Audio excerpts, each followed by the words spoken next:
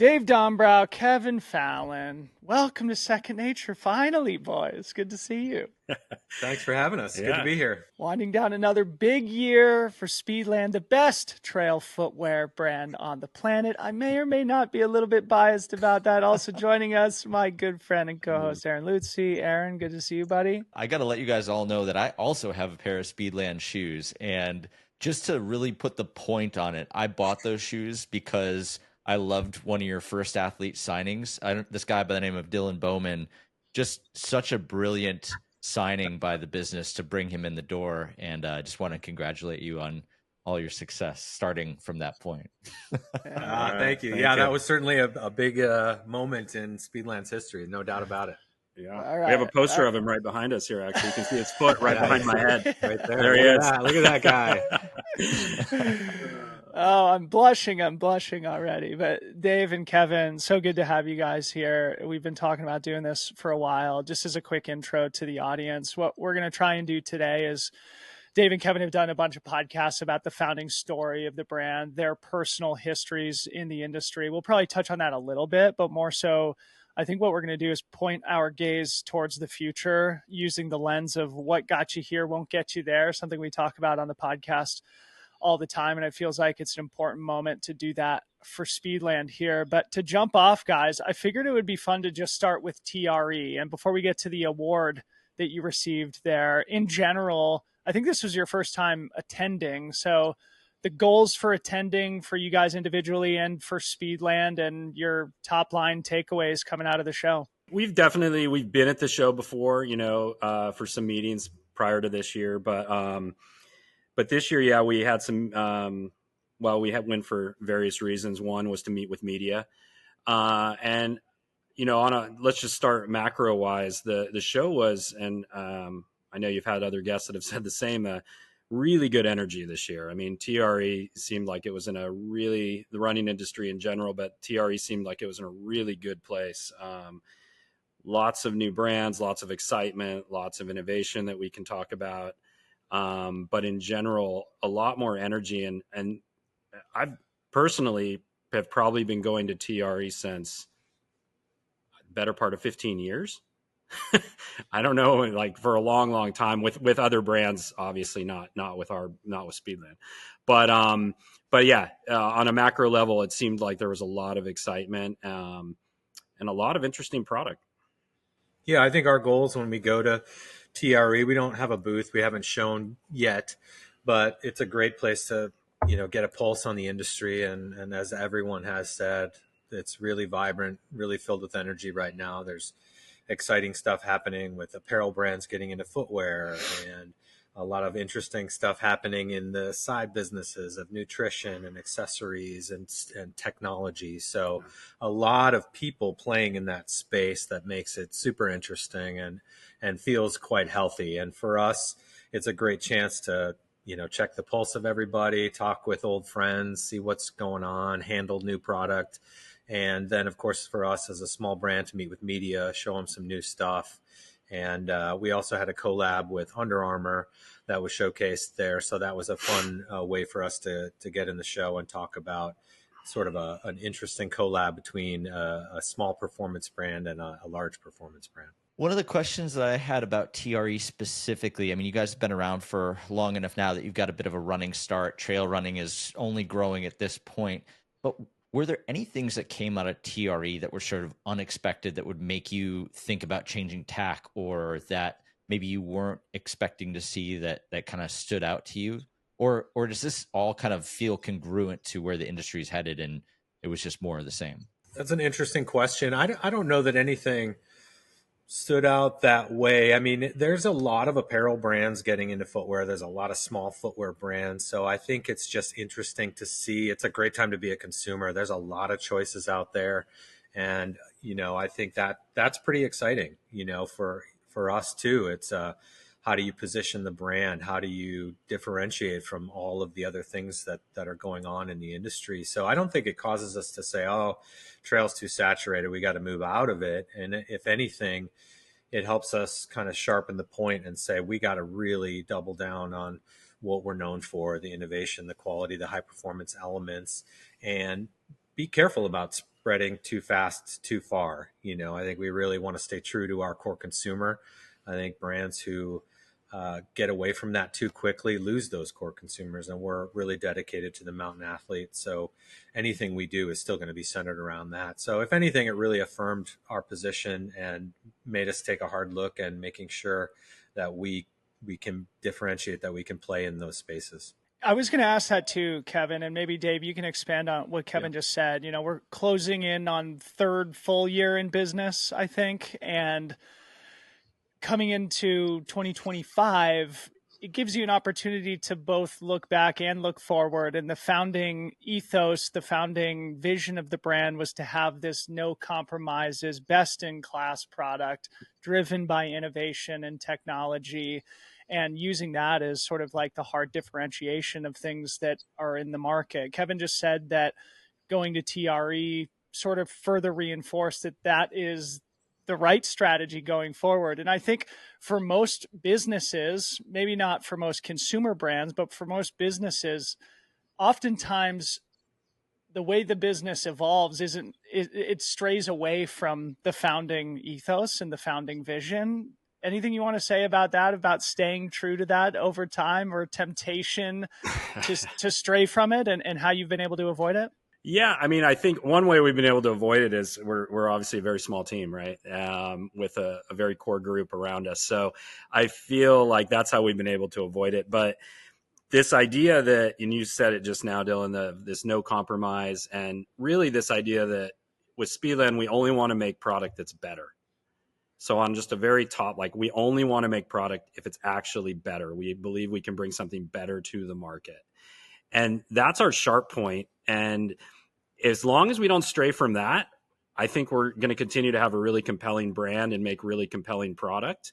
The minute we stray from that is we start to look like everybody else, and we start to be like everyone else. So that is a huge differentiator for us, that I'm not sure anybody else can really say. They of course they can make some product that's better, but they're going to make a lot of other stuff that's not. So in our case, we just really only make the better product, and that keeps us, no matter what, if we move away from trail running, say into road running, or if we move into recovery or whatever it is, it's going to have to, at least in our belief, be better, something that's going to be better to the market, and give that athlete an advantage. So that keeps us really clear when we're expanding into new areas as well. The crazy thing about Speedland is that it is a small team, that it is basically you two guys making product that's as good or better than anything on the market. I'm assuming that's very challenging to be such a small team trying to do something so ambitious. What's the downside of the way that you've done it so far? Well, the downside I think has mostly to do with scale, that the ability to spend money on marketing campaigns, to get into more doors, to think about international expansion, to think about growing the product range. We just have to be really, really careful, because we don't have super deep pockets at the moment. But, to Dave's point earlier, I think that really keeps us focused. It's been a help more than a hindrance to this point. Now, as we look forward, we've got to pull some of those levers, and we got to find a way to continue to punch above our weight even as we grow. So it's a constant challenge, but I think we don't look at it in the way that you said it. If we thought of ourselves as going up against Nike or going up against Adidas and Hoka and the giants in the industry, it'd be crushing. What we can do is focus on our product through the voices of our athletes. That's really the core of what we do. We listen, and this well, because we've had these conversations many times where, hey, how's the product working? How's it holding up? Do you need something else? What could be better? And that's what guides us towards something else. It's not about we got to beat Nike or we got to do this. And so, building on. But we want to make better product than Nike. Well, we do I think we do, but we don't look at it in terms of like that David Goliath battle. We're focused on the product. Are we satisfying the athletes? And if we're working with the team that we have, with you, Dylan, and Avery, and Liz, and Don, and Liam, and Cam, you guys are, as a collective group of athletes, keeping us honest, and that's the lens of, is it better and is it working in the things that we're trying to do? So we stay focused on that rather than kind of, in a pro sports analogy, you're not thinking about the Super Bowl before you get there. It's one game at a time. It's one product at a time, 1 year at a time. And we have great partners. And so the innovation part is something that we've done our whole careers. It's natural for us to apply that kind of applied innovation. And we don't see an end to that. That's where we're very comfortable. And you guys know this, like small teams are what changes the industry, right? In all industries, it's not about, you can have 1,000 people, but if you have two people, that are maybe have the most experience or the most talented, that doesn't really matter, right? It's the whole, Steve Jobs has a lot of quotes on that. And I think that's kind of true, that small teams that are really focused are what, make big changes in industries. Absolutely. Absolutely. It's got to be a lot easier to maintain that company culture with 2 people than 1,000 people as well. I want to talk about the innovation thing a little bit more, because one of the things that I love about what you guys post on Instagram is when you make all these kind of one-offs, like the Birkenstocks with the boa on it and stuff like that. I absolutely love every single time you guys post like a little project, like a little innovation tweak to something that you maybe wouldn't expect. And it looks incredible too. But what I want to ask you about is, when it comes to innovation, I come from the mountain bike world, and I feel like people are innovating to innovate, like just like, oh, let's just make the wheels a different size now, or let's introduce a new standard that's going to make everybody have to upgrade. And I wonder how you think about innovation when it comes to shoes have been around for a pretty long time, and people have been racing and running and doing their thing. How do you think about adding meaningful innovations to shoes and kind of the future of that? Yeah. That's a good question. Innovation can mean so many different things, and there's evolutionary innovation versus revolutionary innovation, and they all have their place, and there's multitudes in between. But again, it really comes down to the athlete, the situation they're in, and what problem are you trying to solve for them. And then we've been in the industry a long enough time that we're constantly staying in touch with what's happening in terms of new material applications within the space. And we feel like our small size gives us a real advantage, particularly with our positioning of no compromise and highest performance product, where we can take these cutting edge new materials and bring them in. And even if it's a small scale type of thing, we can still use it. Whereas a big company, they want to get in on an innovation. They have to be able to scale it to 1 million pairs instantly. And so we look at, and we talk with partners pretty regularly, including our existing partners with Michelin and BOA and Carbitex, that we want to be that type of partner where you have a new idea, new technology. We'll use it first. We'll put it out there. We'll make sure it's better before anybody scales it too big. So we think the ability to be quick, to kind of stay ahead of the curve, and to be really in touch with our athletes about what they need, puts us in a unique position to be more innovative. We know from the big product companies that there's that relentless product flow that you mentioned, Aaron, where, hey, we got to redesign this shoe that hasn't even hit the market, but we need a new one for 18 months after that. And you kind of make it up, you wing it. And we're anti all of that. We want things to be led by our athletes. We don't do it on a seasonal basis. We don't do it on a trend basis. We bring a new product when we know there's a need for it, and we bring it to market when we know it's ready based on what the athletes have told us. So, if it doesn't work, if we have a great new material or a new idea and we put it on a few of our athletes and they say, it's not working, then it's not coming out. And it sounds super simple, but when you're in a big brand, like those kind of decision-making trees don't really happen. And we push for the best. Like that's something that maybe at a big brand you can't always do because of costing or timing, where we're just kind of like, if it's the best, we're going to push for it no matter kind of honestly what the cost is. We're just going to go for it. And same on timing, like we can be a lot more nimble, And you should see Dave push the factories and the supplier on this stuff. Sometimes it's a pretty fun thing to be a part of, because you got to push, and maybe we'll try that later. No. When are you going to give us that sample? Or, when can we see that? Like, we're going to come back tomorrow and we're going to look at that, right? Yeah, we push hard. Like we do. And we'll, just to be quite transparent, I mean, we'll just say we won't do the project if we see something really compelling and they're like, oh, we can't do that yet. They're like, well, we'll cancel. Then we'll just say, okay, we're canceling the project. Like, it's either, we're kind of in or we're out, and we're not going to compromise. And we need the support of the vendor, the supplier that we're working with as well, right? Because they can show us something and we can say, we love it. And if they back off and they say, well, it's not quite ready, then don't show it to us, or then we're not going to do it. So we're really, we're aggressive, but realistic. So cool. I'm already thinking that the theme of this podcast, or the biggest lesson, is focus and discipline. And it reminds me of something I posted in the Second Nature Slack this morning, resharing Kyle Frost's newsletter from Mountain Gazette that was entitled "Everyone Makes Everything," a commentary on how all the outdoor brands are basically making similar versions of the same product. And when you take a different tact, as you guys have, you inherently stand out when that's the case. You've mentioned the Under Armour collab. You guys both worked at Under Armour prior to setting out on your own with Speedland. So it's in some way a homecoming.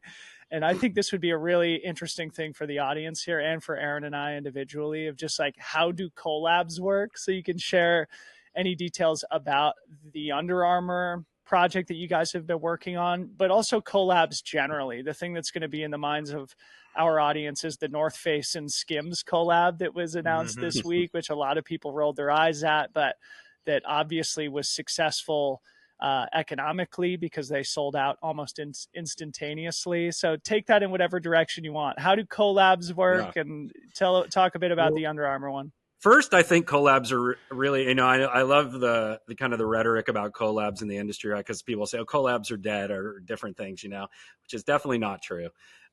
Because at a high level, I think collabs allow you to have a new amplifier basically for your brand, which is really cool, right? And then in our case, most of the collabs that you see out in the industry are often like a performance company times a lifestyle company, right? So you're kind of going off two different types of companies.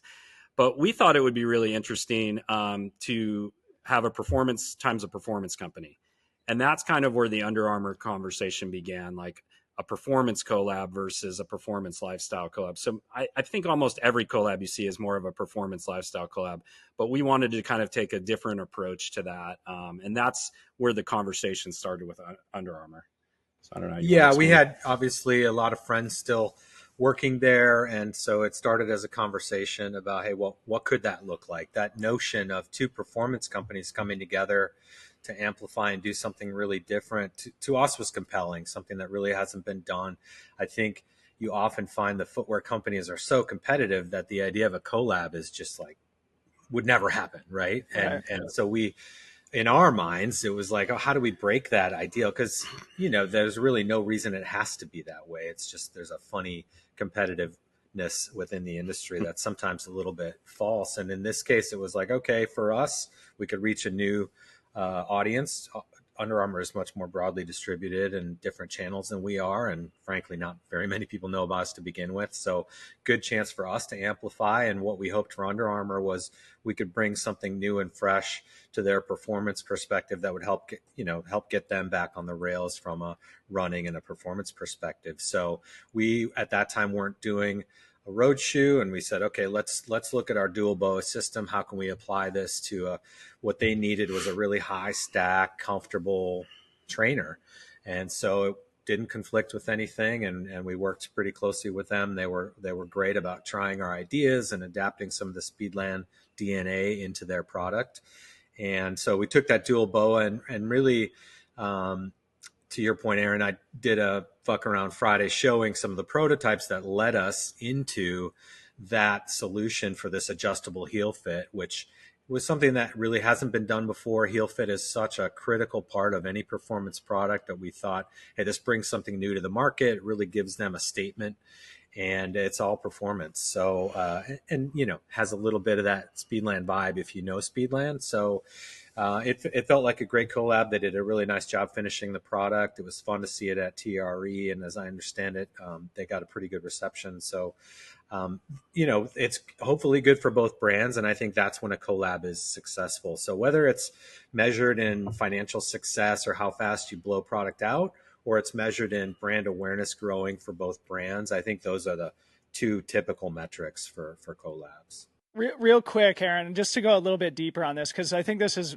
something that I don't know anything about that would just be interesting. And it's probably different between all different projects, but like somebody's got to assume the manufacturing risk. There's probably rev shares on the back end. Again, it's probably different in every different collab, but how do those generally work? I'm sure people would be really curious. Yeah. Generally, one side is going to take the onus for the manufacturing component, development and manufacturing. So in this case, that was Under Armour. So we were working with their development team and design and marketing for that matter, kind of through the process, kind of showing them through prototypes what we wanted. We actually took a trip to BOA together to work on that system with BOA. So in our case, it was a very close working relationship, particularly at the beginning of the project when we were really tweaking the details of the product. And then, from a revenue share, I think those are different with, as you said, with every collab, but generally there's a percentage that gets shared across. And so the brand that's not doing the heavy lifting on development and manufacturing is likely to take a smaller percentage, but you work it out so it makes sense for everyone generally. Cool. Thanks for shining a light on that for us. I think it's pretty obvious to anybody who's listening or anybody who's been paying attention to what Speedland is doing that you've probably forgot more about shoe design than anyone will ever actually know. And the question I want to ask is, now that you've been in business for quite a while, kind of getting everything up and running, I have this idea that, what the business does and what the brand does aren't always the same things. And so I guess where I'm coming to on this question is, has this journey been exactly kind of the direction you thought it was going to go to sort of keep the lights on and keep the brand growing and keep the business growing, more importantly, or have things worked out differently than how you originally assumed? It's a bit of both. A bit of both. I guess things have worked out how we thought, more or less. I would say, I don't know if it's been a lot harder, but it's been hard. Like, it hasn't been easy. And there's probably a lot of things that have come up that along the way that we could not have anticipated from every aspect of the business, right? Like, not so much maybe on the design side, because that's our comfort zone and where we came from, but say on the legal side or on the manufacturing side, logistics side, so there's all these other complications when you start a business that you really don't know until you're in the middle of it, as you guys probably know. And you can't really predict that. And people ask us, for advice on starting a business, or how do you know when to start a business, right? When to jump in. You kind of don't, right? You just have to make that jump. And when you're in the middle of it is when you're dealing with it. And we've changed the country of manufacturing multiple times. We wouldn't have predicted that. We've changed our partner in who's manufacturing with us multiple times. So, and it all has good reasons why we've done it. Some of it are around scaling and logistics, but it's just stuff you can't predict. So, from a trajectory of the brand, it's probably been and size has probably actually been very close to the original business plan, believe it or not. So that's good, I guess. Yeah, I would characterize it this way, that we've had a couple of segments on a high level where initially, there's a huge mountain to get over when you're launching a brand. Just to get ready to put up a website and say we have product for sale. Like, it's a significant thing just to get there. And then you've kind of got the brand growth at the beginning, right? Where we were so focused, you got to get the product right, because if somebody doesn't have a great experience in that first time, they're never coming back.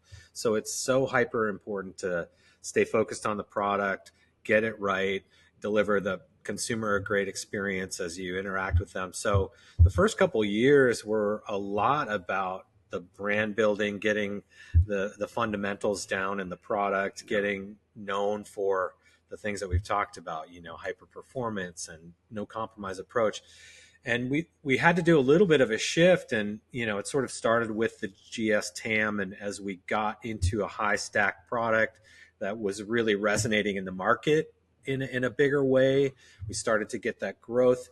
Then we had to not take our eye off the product by any means, but we had to add on. Now we got to get our business fundamentals right, because good product doesn't mean good business. And so that was the thing that became evident as Dave mentioned. Okay, now we have to do some of these adjustments. Like, the writing's on the wall. If we continue on this path, we're not going to be successful as a business. So we have to change some things in logistics and supply chain, not in the compromise of the product, but more so in terms of how we run the business. And so, and we continue to go through, I think, some of these stages. And now as we look at scaling and maybe growing the product range a little bit, your distribution changes. So we're learning these things as we go. And we just jumped in. Honestly, if we had sat down and overanalyzed our weaknesses at the beginning, you would never start. We wouldn't have done it. No. Yeah. And so the good news is you can figure it out. Like, logistics is super complicated. And if I think too much about it, I'll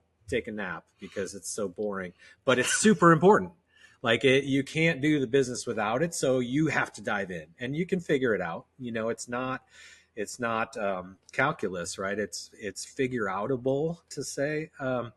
But you have to be willing to jump in both feet. And I think that's where Dave and I aligned at the very beginning. We're that type of personality where we're just going to throw everything into it. We didn't start it as a side hustle because that wasn't going to work. We kind of needed to pull the safety net and say, let's go, we're going to figure it out. And there's a lot of that to this. And I think where we are now too, like you brought up the term discipline earlier, and I feel like that applies to product and how we go forward. It also applies to our planning and how we go forward, and cash flow and what we say yes and no to. Like, that's becoming critical now in the stage that we're in, because there's honestly we always have ideas, and we always get ideas from other people as well. And there's a lot of things we want to do, but we have to kind of really plan it out and have the discipline to, let's say, make the right bets now, which maybe the first 2 years, it's a little different conversation. Honestly, it's not quite the same. It's not so much about cash flow and discipline. Yeah, so interesting. And I really want to drive home the point that Kevin just said, and that having a great product is necessary but not sufficient, right? And this is one of my biggest learnings in business too, is like, it's table stakes. In order to have a successful business, you have to have a good product, but having a good product doesn't necessarily mean that you're going to be successful in business. Guys, it seems to me like this is an important, maybe inflection point moment for Speedland. We talked at the beginning about this, what got you here won't get you there, philosophy or way of thinking about things. Does it feel like that to you, in that the first couple of years were 0 to 1? I think one of the things that has made me vibe with you guys so much about is that I've been building my business sort of at the exact same time that you guys have been building yours. And we are definitely at that place where it's like, it feels like we survived the existential period of like, is this going to work? And now it's like, okay, well, if it's working, it's just self-sustaining. How do we continue to evolve and grow and enjoy what we do? Are you guys sort of thinking about it similarly now? Do you feel like you've gotten through the 0 to 1 and now it's more about figuring out a way to build the momentum and get to the next step? Yeah, I think, as Kevin said, we had to kind of get our business fundamentals right. We spent a lot of time focusing on that this last year to set us up for, greater growth in the future. And we recently had to, we haven't talked about this really, but we took some funding recently in order to achieve that. So, that was a big step for us because, for the most part, we had kind of self-funded it from the beginning and taken some small funding, but we took some larger funding recently in order to prep for that growth, come 25, 26. So, it's a huge change for us, but a necessary change. Like what we were doing, last year and 2 years ago, let's say, there's no way we could continue that way, to your point. Okay, so you opened the door to it. This is going to be important. I know you guys listened to the episode that we did with Mel Strong, and you guys can provide a real world example of what it's like to go through a fundraising process for a growing brand. So take it in whatever direction you want. I'm sure the audience would be really interested to hear you talk about whatever you can and feel comfortable revealing here about, the process of vetting potential partners and how this is going to help set you up for success in the future. It's a really interesting process, Dylan, and we have had dozens of conversations over the last 3.5 years. I mean, we started getting people contacting us almost immediately, and we didn't we took every call, right? You'd like, okay, let's have a conversation. You don't know what you're doing. And to be fair, we're not from that financial world. So even understanding the difference between venture capital and private equity and all the various options for money that are out there was a learning curve for us. And every time we had a conversation with somebody from those worlds, it was, well, you learn a lot because they're generally very smart people, but you also learn pretty quickly that you're not talking the same language, and that in those conversations, we were probably revealing how little we knew.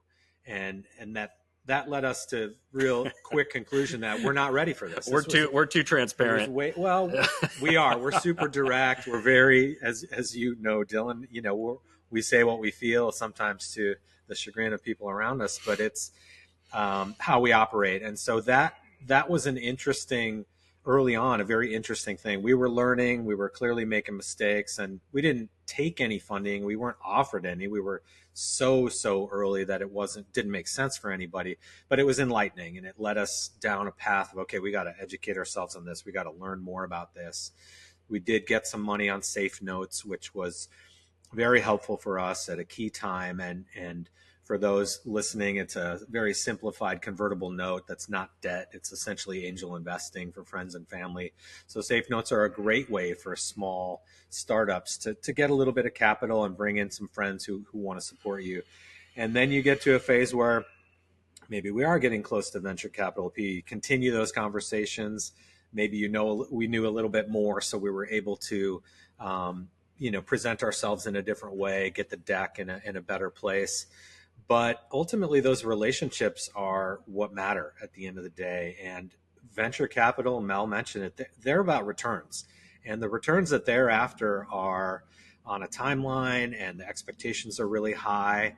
And that's just not where this industry is. It's not technology. You don't return 7 to 10x in 2 to 5 years. If people are investing in physical manufactured goods, it has to be a longer time horizon for a return, and it's probably a lower multiple. And that's harder to find, especially right now where capital has just gotten a lot tighter. So it's about finding somebody whose values align with yours at the end of the day. If they want to invest in Speedland, that's great, but they have to probably understand trail culture or care about trail running, or at least running as a category or outdoor as a category. We're not a money maker overnight. And so it is an education. It's, again, saying no a lot. It's making sure that you know the people and the organizations that you're going to deal with. And ultimately, I think we've made the not a decision, but right now we just don't think that that's the right style of investment for us. Yeah. It doesn't make sense. We don't really fit in to that kind of operation. And when you look at investment, the other thing that I think is really important, capital is capital. Like, money is money. You can probably find the money if you have a good idea. But getting relationships where people can connect to you and help you with things that you're not good at is just as important, if not more, right? So for us, there's a lot of things we're not good at, but if we could get help with supply chain or logistics or factory sourcing, like, that's way more valuable to us than just the outright capital. So, I think whoever is listening and thinking about their business, you got to find those people that can help you, that can amplify you in ways that you can't do on your own. I think that's a really important way to look at it. Not just about the money, not just about the interest rates, not just about returns. You're going to be in a marriage with that group, and you got to really make sure that they're aligned with your values and that they can help you in ways that you otherwise can't get help. I think that's been our learnings. That's an interesting way to do diligence on the partners that you're going to bring on for capital as well, of thinking of it like this puzzle where, what else do they bring besides capital to the table? And so you kind of have reverse due diligence, right? Trying to figure out, can they help me get to this point? Can they put their thumb on the scale in an interesting way? The other partnerships that I think make And sense. Aaron, before you get to your question, we should say you and I just talked on the phone about an individual or a brand who's been on the podcast in the past. We're not going to name them just in case it's not public, but talked to a person last night who's going to be raising money for their outdoor startup and has said the exact same thing. Is like, I'm looking for partners that bring more than capital, that bring expertise, relationships, etc., that will impact the business positively. So in this day and age, oftentimes capital becomes the commodity, and it's about what you can deliver value above and beyond the capital. Go ahead, Aaron. What a wonderful transition to my next question. So, thinking about how you utilize partnerships to sort of open doors and bring in the people that can help you out. Sorry, Dylan, to make you blush on this one a little bit, but honestly, like bringing in Free Trail, bringing in Dylan at the early days gave you guys a leg up when it came to launching, getting in front of the trail running crowd, having an athlete built in, what he did as an athlete, but also as a media empire within the trail running space, just automatic credibility on top of what you guys were already bringing to the table as designers, creative directors, making shoes. Can you talk a little bit more and see if you can get Dylan to blush even more? But I'd love to hear like what your thought process was, because I'm sure that this was a discussion that you had internally before reaching out to an athlete to say, like, how did you select Free Trail? How did this thing come together, and why? I'd love to hear from you, because I know Dylan's version of it. I think in any business, I mean, we knew, I guess, just instinctively that we would need amplifiers within the space, and authentic amplifiers. And Dylan, of course, is that, and Free Trail is that as well. So for us, as you said, Aaron, I mean, it's kind of a no-brainer, right? There's multiple reasons why why Dylan's a great fit for us, and hopefully we're a great fit for him. But it started, obviously already knowing that, with like what does with any athlete we talk to, is, does the product work for you? Do you like the product? Because that's kind of where it starts for everything. If Dylan didn't like what we were, this is way back to the original SL. If Dylan didn't like or believe what we were doing, I don't think it would have gone forward for either of us, right? But I remember the first meetings, and we had given him some product, and he's like, "This product is legit. I really like where this is going. I like the idea of the plate system, and as soon as we had that conversation and we knew that, I think it gave us both confidence to move forward. Did we know it was going to kind of develop into kind of where it is today? Maybe not exactly, but we, we're obviously happy it did.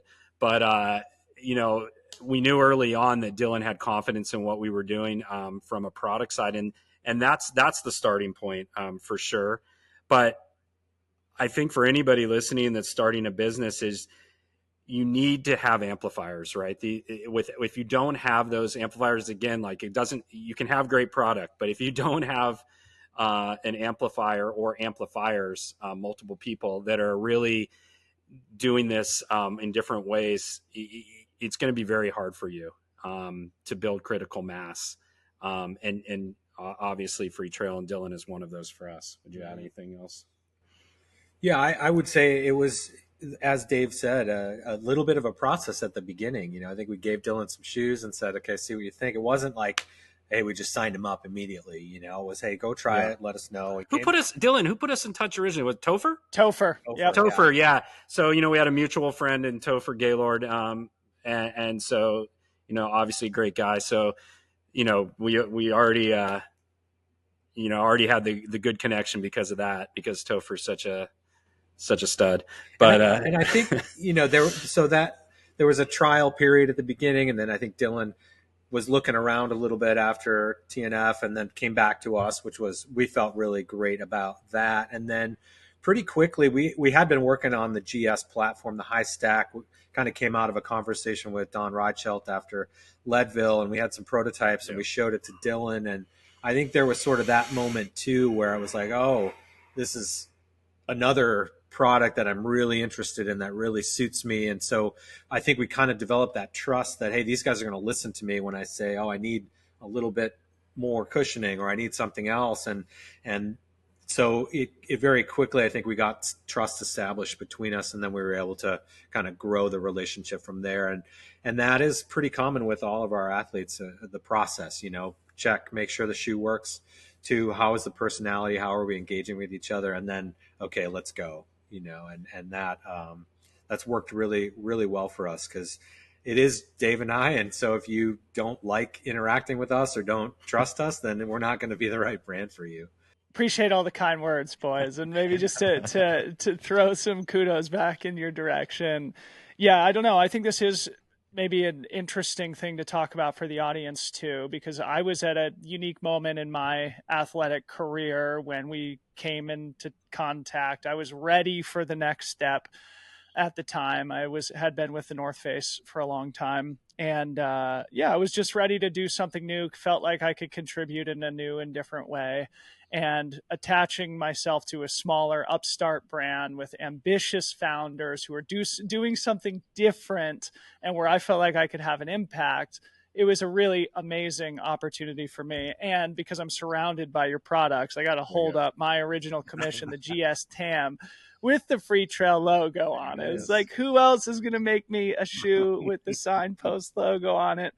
Nobody but Speedland. And I should say too, you guys gave me the opportunity to learn as an owner in the business too. And that is something that, I'll forever be grateful for. And also just gives me an opportunity to educate myself on what is it like to create product from zero and a brand from zero and try and make it into something that is special globally and within the sport that I'm passionate about. So thank you guys for that. Yeah. But things do evolve, and you also have to be opportunistic. And I don't know if that's the word you would use as we transition to talk about some of the stuff that's coming down the pipeline. This RXFPY, I'm a diehard trail runner. It's actually very rare that I even run on the roads. I have the luxury of having several trailheads within a couple minutes of my front door. But moving into the road category as a trail first brand, typically it's the opposite. Road first brands identify that trail running is a growing category and want to play within it, opening up the door to what's coming down the pipeline with the RXFPY, because I've been running in it a bit, and my goodness, it's another beautiful product. Thank you. Yeah, I mean, it goes back to the idea of better. Like, honestly, I don't know if I should say this, but we saw so much good product on the roadside and so much R&D going on from all the companies, big companies, small companies, you name it, that we didn't necessarily think we could make something better early on, so that's why we saw the white space and the opportunity in trail, because the R&D wasn't being put there. So it took us a while. and finally, we got to a point where there was kind of a new process, a new foam that we were working on, and it got to a point where we thought we could actually commercialize it. And once that kind of came together, we realized, with our plate system, we had something new and original to bring to market on the roadside, that could kind of go between, feels amazing, but could go between a everyday trainer to almost a racer, a tempo shoe, but a lot of people would wear it for racing as well. And we thought that was kind of a unique in the market. So it took us a while, but finally we think we're there, and we're excited to bring it out, and it's going to be in the market in April. So yeah, I think the two things I would add to that. The one is, we're still a mountain focused brand. That's still central to who we are. Yeah. What we've heard from our athletes, less so from you, Dylan, but more so from some of the other ones, that they can't always train on the trail. If you are a trail athlete, you still got to get those miles in on the road, whether you're traveling or it's just more convenient. So there was the need, first of all, from the athletes. We heard that, and then it was, as Dave said, a question of, okay, if we're going to do this, we got to do something that's better. Pretty high bar given the market. So it took some experimenting and some pushing, a lot of pushing in terms of, hey, can we get this special foam ready? How does our removable plate system work for road? How can we tweak it to make it, specific for road, and trialing that? So that took some time, and that was, I think a pretty unique thing. And the other thing is I just want to touch on is, so we're mountain focused. This is a commission for Don Reichelt. So the FPY comes from Fairplay, where he lives, high altitude in Colorado. And so he has a lot of trail options as well, but just the mileage that he puts in, he runs on the road a fair bit. So it was a unique application to, again, taking input from our athletes, using them for the testing to validate, and bringing something new to the market. So you mentioned your commission earlier with the free trail, and we think that's another pretty special thing that we do that we try to talk about, but it's a kind of a tricky one for people to understand. But really, we want to elevate athletes and give runners signature shoes. It's something that really hasn't happened in the industry. We see it in basketball all the time and other categories, but celebrating these amazing athletes and the things they're doing and allowing them to kind of feel like they're getting their own signature shoe, we think is pretty unique and special. And we love doing it. We've heard people make comments, in the past few months, like, oh, nobody does signature for running. I'm like, our entire company is based off of it. Speedland does it. We did it from the very beginning. So it takes a little while, people to figure that out. And some people, think, oh, you're, one and done. I can't get that again. And we keep the platform around. We just do a different commission, based on another athlete's input on the graphics or the functional elements. So it's just a different process. And we do really enjoy being able to highlight athletes. We try to make a cool video, tell their story and story of whatever's important to them and how that shoe came to life. So makes it more meaningful for us as well, right? It's not just a colorway. It's like we're putting there's a narrative behind the entire thing. Yeah. So. Do you think about, when it comes down to the consumer, the people that are actually buying these shoes, are you thinking about the ecosystem? Like if somebody's a fan of Speedland and wants to have every set of shoes be a version of Speedland, like I know it's sort of, for fun that you made Crocs and slip-ons and stuff like that, but are you thinking about the ecosystem of like, how could somebody have an entire closet full of Speedland shoes for different occasions? Or are you just thinking about like, no, this is like the Hattori Hanzo sword that they pull out for the big race? Like, how do you think about on that spectrum? We're more on the Hattori Hanzo sword for sure. Now, I think, but we're not against, other wearing occasions. It's just, when you talk about more of a lifestyle or more urban outdoor stuff, that's like lifestyle choices. And there's a lot of them out there. And if or when people decide that they want to wear Speedland in those occasions, that's great. But we aren't going to focus on that. That's just not what when we look at our tenets that are hanging up about putting athletes at the center of everything we do and no compromises and only make product that's better. That's really, when you use that lens and you look at general product, it just doesn't work. And that's not how we're set up. So what we see is performance brands that focus on performance. Eventually those products find their way into the closets and more general use by the consumer giving that brand permission, not by the brand making the product and hoping that people will buy it. We do see just so it's clear that we do see the consumer or customer having multiple Speedland options within their closet. It's just they're all performance based right now, right? So they're pieces of equipment that are targeted for specific things. So if you're going to do a 5K, it might be this piece. If you're going to do a 100K, it might be this.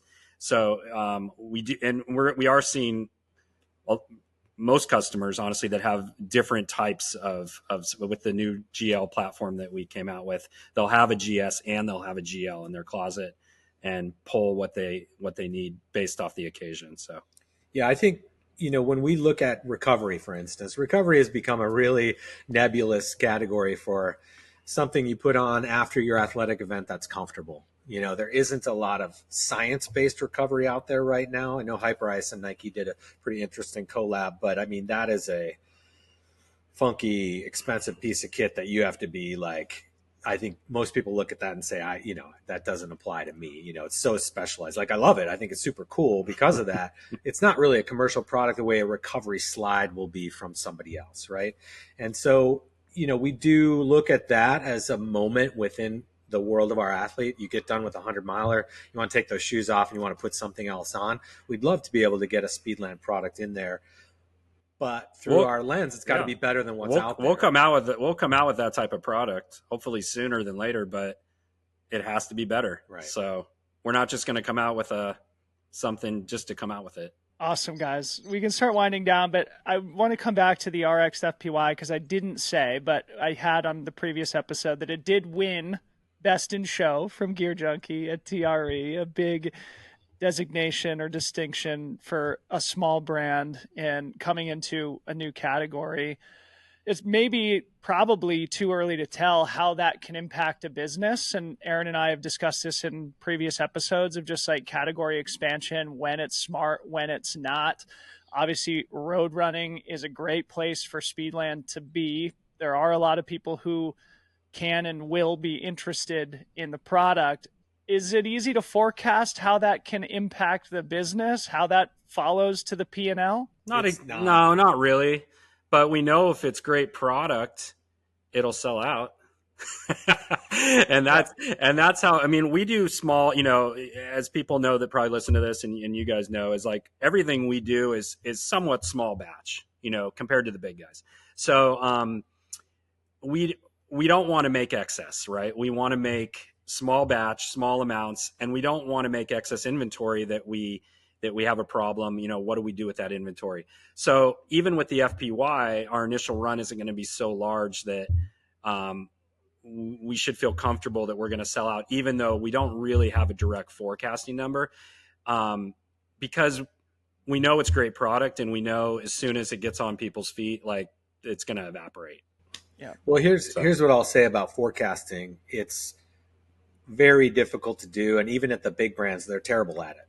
They're so terrible at it that they had to set up a whole outlet store, ecosystem to get rid of excess product. All the big brands do that. And that's pretty much why. And so forecasting as a science is very much a voodoo science, right?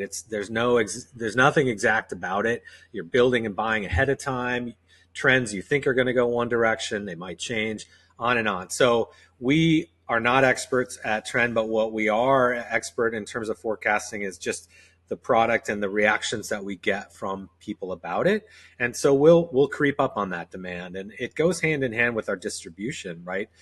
If we made 50,000, we wouldn't have places to put those quantities, right? We're just not at that stage. So we want to find the right partners that can help us grow, but do it in a smart way, because we also don't want to sell too much to a retailer and have them not sell through it. So it's a bit of a dance, and we're, if anything, a little bit cautious on the numbers, but it's not in an effort to play this scarcity game that I think some people think, oh, they just don't make many, so they can, and that's not really the case. No. It's just trying to inch up on the demand rather than overdoing it and trying to pull back, because that's a much harder position. So we're, again, just trying to be smart and careful and make sure things get validated in the marketplace, and then, pour some gas on it. Because as we mentioned earlier, like getting the business fundamentals, like we wouldn't want to have scaled until we had that taken care of, right? Product is similar. You want to make sure that it's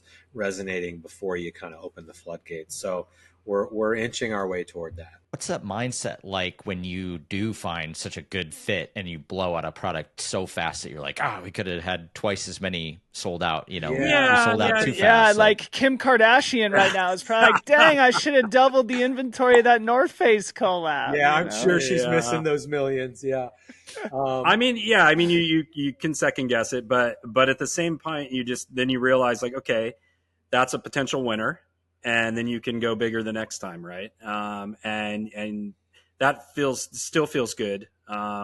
So yeah, that's the mindset. At the end, at the beginning though, like, and I truly mean this, like we wouldn't come out with it if we didn't 100% believe in it right from the start, right? I'm not asking for validation from outside. I'm like, literally, Kevin and I are talking, we're like, this is a winner. The FPY is a winner. I can tell you this already. It's just a question of how fast we go with it. First road super shoe with a BOA, that alone is like, holy smokes. Sure. Well, you got to have that though, right? I mean, again, for us to say the product is better fit. We're just huge believers in big fit and in good fit in terms of being good performing product. We know that the BOA can work well based on our system, and so adapting it for the road for us just made great sense. So there's the removable plate. So we're doing a rigid carbon plate for the first time, which will be a new step. And then this outsole or this midsole foam that we've developed is pretty special. So there's kind of three performance elements that are really unique.